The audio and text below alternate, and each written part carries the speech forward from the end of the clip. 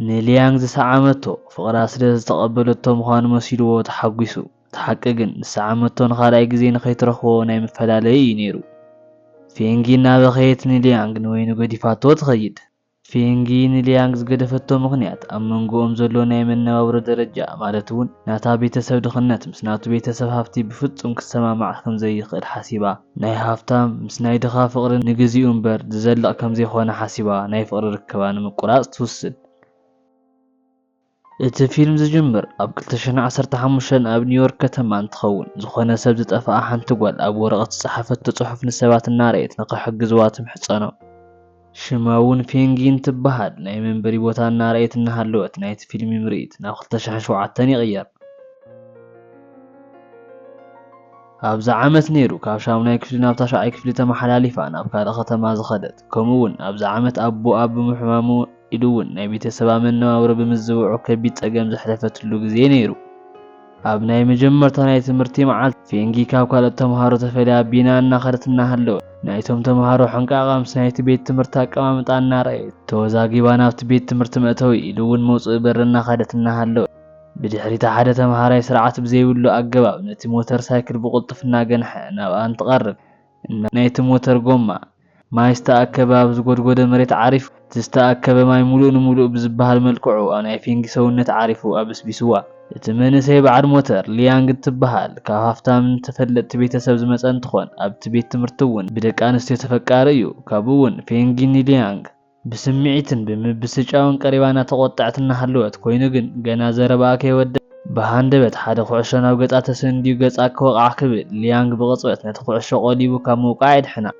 ነዚ ምክንያት ረኺቡ ሊያንግ ንፌንጊ ቅሬታ ኣብ ክንዲ ምሕታት ኣብ ትጓዓዘሉ ሰዓት ተጠንቂቓ ንኽትከይድ ነጊሩ ሲሕቕዋ መንገዱ ይቕጥ ድሕሪ እዚ ክስተት እውን ፌንጊ ንሊያንግ ቂም ትሕዘሉ ክልቲኦም ሓደ ክላስ እናተምሃሩ ብሃንደበት ፌንጊ ቅድሚ ሊያንግ ኣብ ዘሎ ቦታ እያ ትቕመጥ ኣብ ቤት ትምህርቲ ፌንጊ ሚያ ዝተባህለት መሓዛን ትህልዋ መሓዙት ዝኾናሉ ምክንያት ድማ ክልቲአን ካብ ድኻ ቤተሰብ ዝመጻ ብምዃነን ነይሩ ሚያ ብዝኸኣለቶ ዓቕሚ ንፌንጊ ናይቲ ቤት ትምህርቲ ኩነታት ንኽትለምዶ ትሕግዛ ነይራ ካብኡ ኣብ ክፍሊ ናይ ሒሳብ ፈተና ውፅኢት እናተዋሃበ እናሃለወ ፌንጊ በቲ ፈተና ብምውዳቕ 50 ካብ 100 ትረክብ ሊያንግ ድማ ብተፃራሪ ዝለዓለ ውፅኢት ብምምዝጋቡ እቶም ተምሃሮ የጣቕዑሉ ፌንጊ ኣብ ናይ ሒሳብ ትምህርቲ ሰነፍ ብምዃና ኩሉ ግዜ ትውቀስ ነይራ ሓደ መዓልቲ ፌንጊ ናብ ሽንት ቤት መፅሓፋ ሒዛ እናኸደት ብድሕሪኣ ዝተቐመጠ ሊያንግ ካብ ክፍሊ ትወፅእ ዘላ ንምቕዳሕ ከም ዝኾነ ሓሲቡ እቲ መፅሓፍ ሕዲጉ ንላዕሊ ሓፍ እናበለ እናሸንደወም ሳፀገመላ ፌንጊ ብምቁጣዕ ነቲ መፅሓፍ ክትሕድጎ እንትምክር ኮይኑ ግን ኣብቲ መፅሓፍ ውሽጢ ዝሓበአቶ ዝተዓሸገ ኣቕሓ ሞሊቑ ናብ መሬት ይወድቕ ፌንጊ ነዚ ምስ ረኣየት ብቁጣዕ ኢሉ እውን ብሕርቃንን ብሕፍረትን ካብ ክላስ እንትወፅእ ናይቲ ክፍሊ ኣወዳት ተምሃሮ ዝተዓሸገ ኣቕሓ ኣልዒሎም እንትኸፍትዎ ሞዴስ ምዃኑ የርእይዎ ብምቕፃል እውን ብፌንጊ ምቕላድ ጀሚሮም ኮይኑ ግን ሊያንግ ብዝሰርሖ ዘሕፍር ስራሕ ሕፍረት ተሰሚዕዎ ንፌንጊ ብውሽጡ ሓዚኑላ ድሕሪኡ እውን ሊያንግ ንፌንጊ ኣብ ትምህርቲ ሰዓት ሕቆኣ እናነኸ ብድሕሪኣ እንትፅዋዕ ኮይኑ ግን ፌንጊ ከምዘይሰምዐት ሱቕ ምስ በለት ሊያንግ ብሓይሊ ብናይ መፅሓፍ ጠርዝ ሕቆኣ ምስ ወቕዓ መሊሳ ከምዘይሰምዐት ሱቕ ምስ በለቶ ኣብ መወዳእታ ትዕጉስቲ ወዲኡ እቲ ዝሓዞ መፅሓፍ ናብ ናይ ፌንጊ ጠረጴዛ ወሪሩ የቐምጦ ብናይ ሊያንግ ፍጻመ ዝተሰላቸወትን ዝተቆጣዕትን ፌንጊ ነቲ ወንበር ሓፍ ኣቢላ ሊያንግ ኣብ ዝዘንግዐሉ ብናይ ወንበራ ጫፍ ንእግሩ ረጊፃ ተእውዮ ድሕሪኡ እውን ሊያንግ ጥቃን ዘሓይልዎ ምስ ከደ ፌንጊ እቲ ዝሸንደወላ መፅሓፍ ከፊታ ምስ እትሪኦ ኣብቲ መፅሓፍ ዝርከቡ ሕቶታት ሙሉእ ብሙሉእ ምስ ኣሰራርሑኡ መልሲ ፅሒፉላ ትረኽቦ ድሕሪቲ ፌንጊ ኣብ ናይ መምህሪኦም ህንፃ ላዕሊ በይና እናተቆዘመት እናሃለወት ብሃንደበት ሊያንግ ኣብ ጎና ቀሪቡ ፀጉራ ስሒቡ እናቐለደ ንኸስሕቓ እንትሙክር ፌንጊ ቀሉ ስለዘይተመቸዋ ቦርሳ ሒዛ ገዲፋቶ ክትኸይድ ክትብል ሊያንግ ብግዲ ሒዙ ደው ኣቢሉ ብናይ ሒሳብ ትምህርቲ ንኸረዳኣ ፍቓዱ ከም ዝኾነ ይዛረባ መጀመርታ ፌንጊ እምቢላ ገዲፋቶ እናኸደት እናሃለወት ኮይኑ ግን ንግሆ ናይ ሒሳብ መምህራ ፀዊዑት እቲ ዝወረደ ውፅኢታ ዘይተስተኻኸልቲ ኮይኑ ካብቲ ቤት ትምህርቲ ከም እትባረር ዝነገራ መጠንቃቕታ ኣስታዊሳ ጠጠው ኢላ ንእሽተይ ድሕሪ ምሕሳብ ኣብ መወዳእታ ሊያንግ ናይ ሒሳብ ትምህርቲ ንኸረዳኣ ዘቕረበላ ሕቶ ተቐበሎ ካብዚ ግዜ ጀሚሩ ካብ ትምህርቲ ቤት ምስ ወፁ ኣብቲ ቤት ትምህርቲ ህንፃ ላዕሊ እናተረኸቡ ንምጽናዕ ቆፀሮ ይሕዙ ፌንጊ ዋላ እኳ ሊያንግ ሓደ ግዜ ዘቆጥዕ እንተኾነ እውን ድሕሪ ግዜ ዝዛረቦ ዘረባታት እናሰምዐት ብቐሊሉ ትሕጎስ ጀሚራ ድሕሪ መጽናዕቶም እውን ኣብ መወዳእታ ፌንጊ ናይ ሒሳብ ውፅኢታ ኣመሓይሻ ጽቡቕ ውፅኢት ክተምፅእ ክኢላ ናይ ሒሳብ ውፅኢቶም እንትዕደል ውፅኢታ 85 ኮይኑ እንትትሪኦ ብፍሽኽታ ውሽጣ ትሕጎስ ናይ ፌንጊ ጽቡቕ ውፅኢት ዝረኣየ ሊያንግ እውን ይሕጎስ ኣብ ካብዚ ግዜ እዚ ጀሚሩ እውን ርክቦም ዓብዩ ብዝሐሸ ምቅርራብ ይጅምሩ። ኮይኑ ድማ ሓደ መዓልቲ ፌንጊ ኣዋርሕ ካብ ቤት ትምህርቲ ንምቕራይ ተገዲዳ ብናይ ቤተሰብ ፀገም ምክንያት ነይሩ ናብ ገጠር ዝኸደት። ፌንጊ ገጠር ምስ ኣተወት ሊያንግ ብዘይ ምፍላጡ እንታይ ኣጓኒፉ እዩ ብምባል ምሕሳብ ጀሚሩ። ኢሉ እውን ብድብርቲ ተዓጂቡ ትምህርቲ ምክትታል ኣብይዎ ብምቑዛም ናይ ትምህርቲ ሰዓቱ ኣብ ናይ ፌንጊ ወንበር ጥራሕ እናርአየ ምውዓል ጀሚሩ።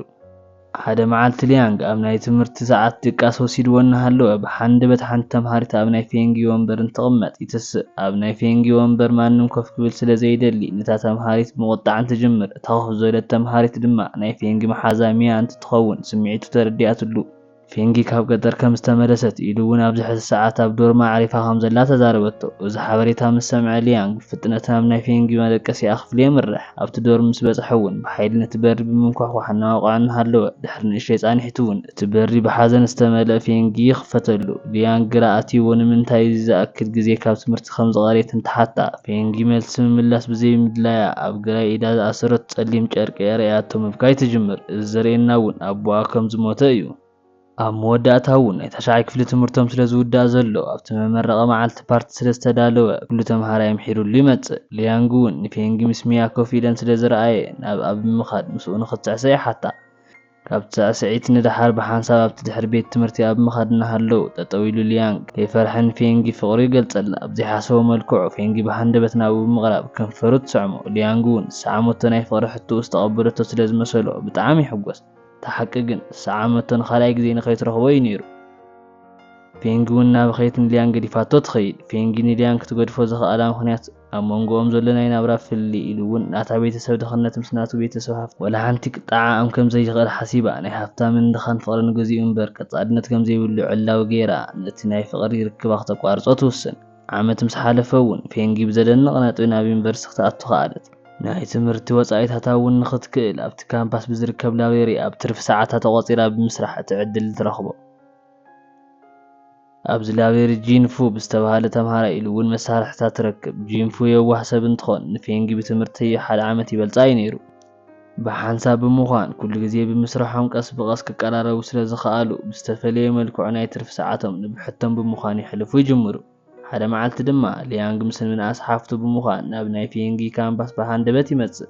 ንብዙሕ ግዜ ስለ ዘይተረኣዩ ተሓፋፊሮም ስቕ ኢሎም ይረኣዩ። ካብኡ እውን ምዝራብ ምስ ጀመሩ ብቕፅበት ጂንፉ ብምምፃእ ንሊያንግ ምስ ፌንጊ ተኸፋቐርቲ ምዃኖም ገይሩ ዓርሱ የላልዩ።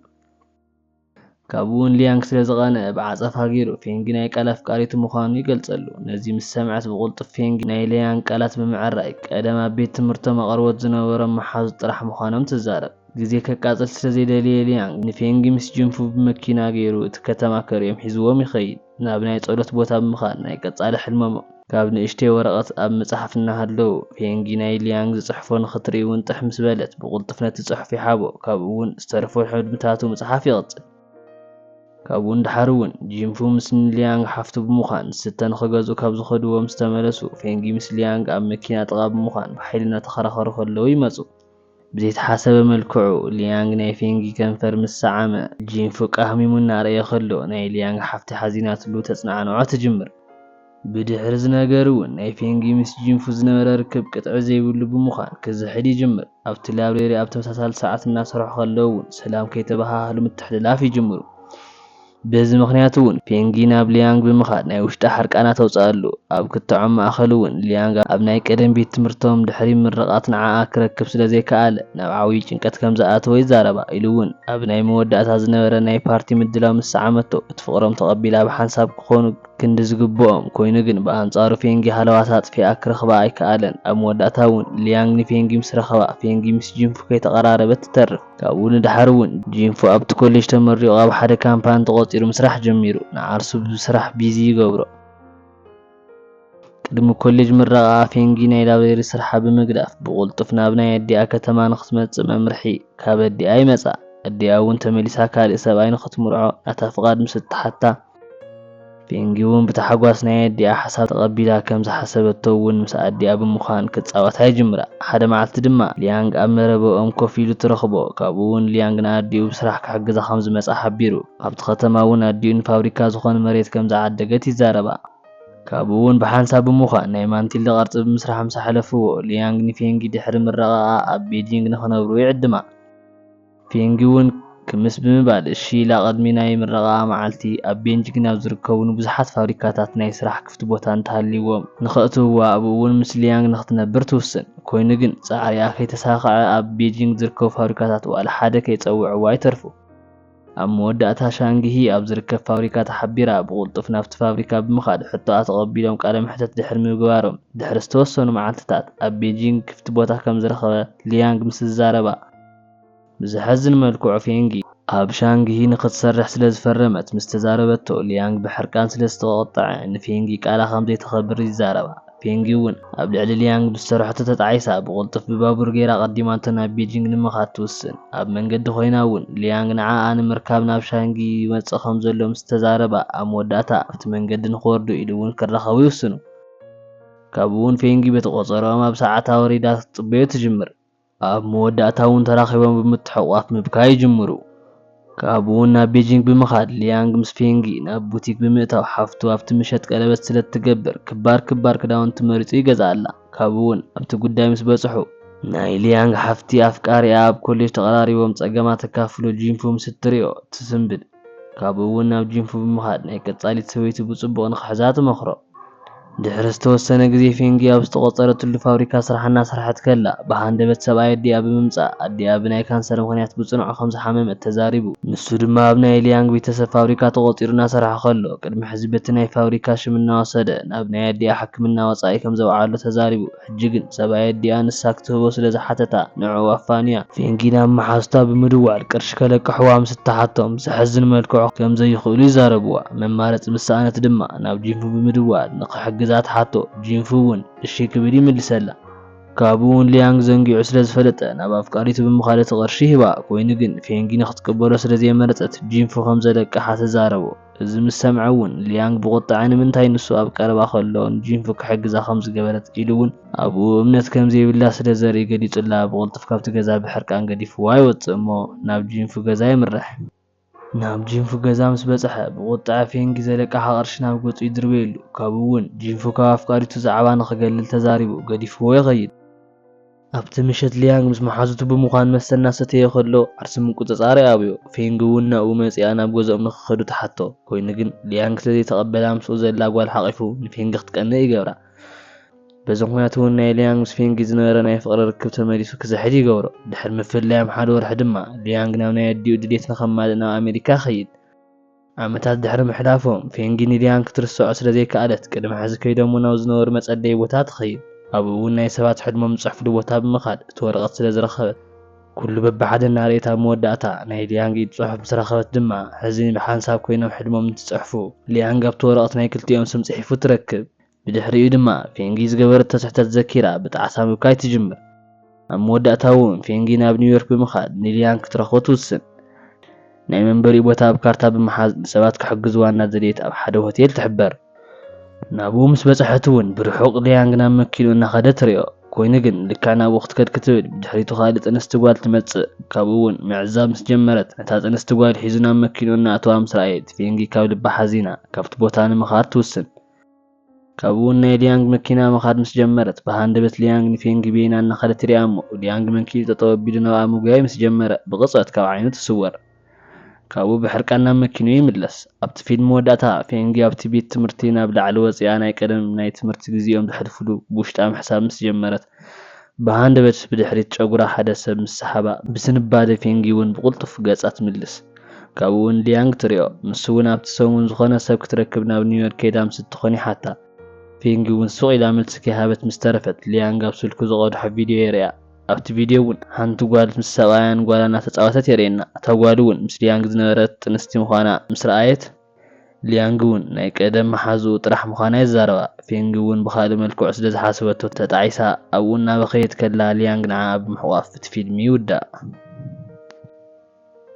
ናይ ሎማዓንቲ ፊልም ነዚ ይመስል ነይሩ። ፈቲኹም ክትኮኑ ተስፋ ይገብር። ነዚ ቻናል ንምሕጋዝ ላይክ፣ ሰብስክራይብ፣ ሼር ምግባር ኣይትረስዑ።